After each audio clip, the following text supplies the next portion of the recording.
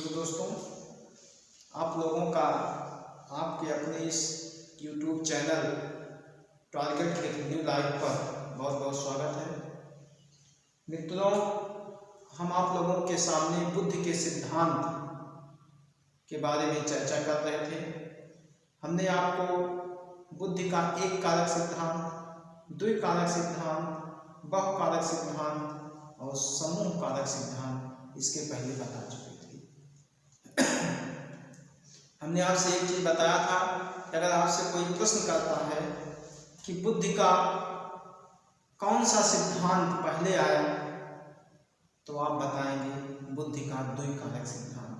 परीक्षाओं में उसे दे देंगे और दे देंगे कि बुद्ध के प्रमुख सिद्धांतों को आप कदम से सजाइए।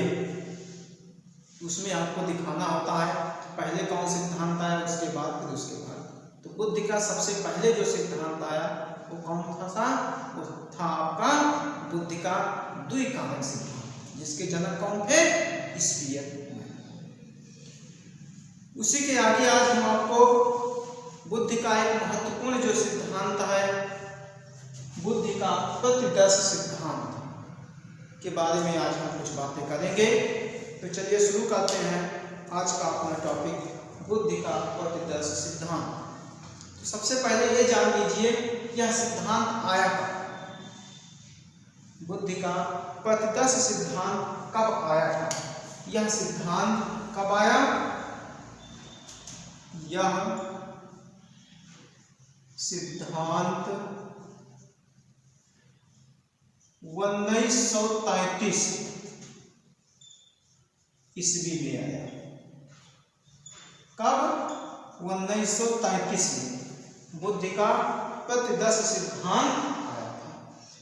अब इसके प्रतिपादक कौन थे? इसके प्रतिपादक, इस सिद्धांत को किसने विकसित किया? तो आप लोगों का आंसर क्या होगा? जे थॉमसन महोदय। कौन? जे थॉमसन महोदय। ठीक ना? इस सिद्धांत के क्या थे? जनक थे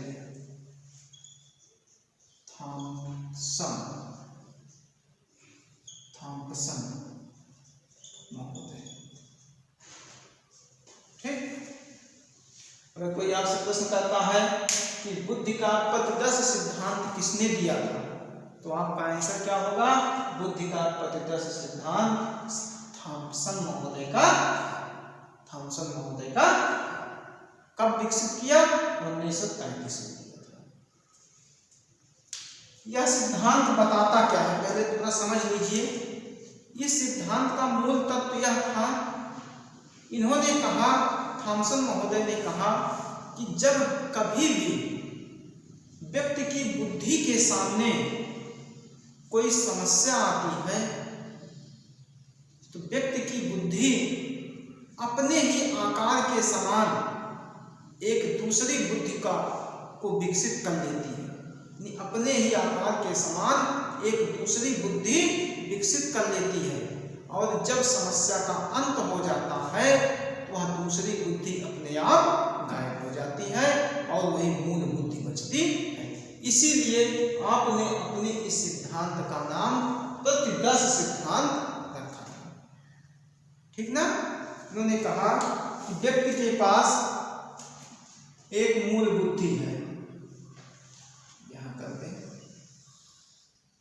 ये हमारी मूल बुद्धि है। मूल बुद्धि है।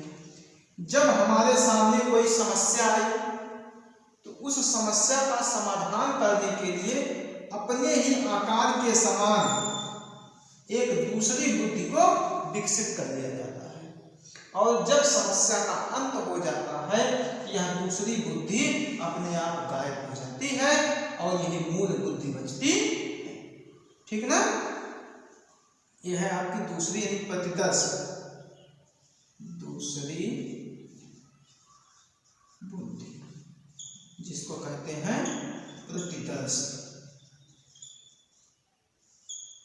ठीक, यही इनका सिद्धांत है। इसको 2 लाइन में लिख दें। इनका कहना था जब कभी भी जब कभी भी हमारे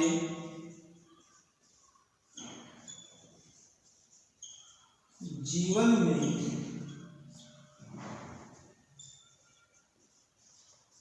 कोई समस्या आती है तो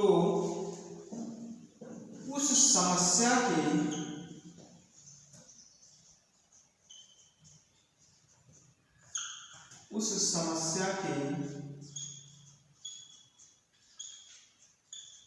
समाधान के लिए दूसरी बुद्धि, उस समस्या के समाधान के लिए अपने ही समाधान के लिए अपने ही आकार के समान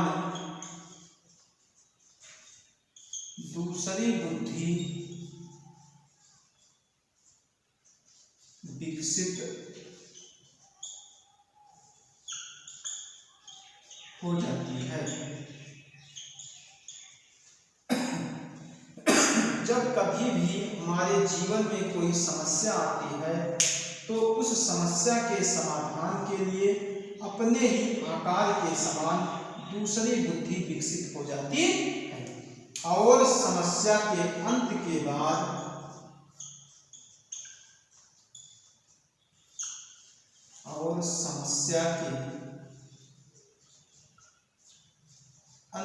बाद वह दूसरी बुद्धि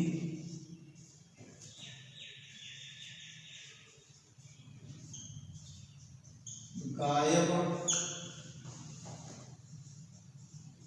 हो जाती है। वह दूसरी बुद्धि गायब हो जाती है और मूल बुद्धि ही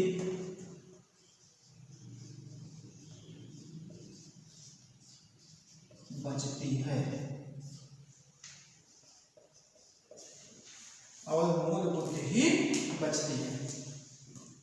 जब कभी भी हमारे जीवन में कोई समस्या आती है तो उस समस्या के समाधान के लिए अपने ही आकार के समान दूसरी बुद्धि विकसित हो जाती है और समस्या के अंत के बाद वह दूसरी बुद्धि गायब हो जाती है और मूल बुद्धि ही बचती है।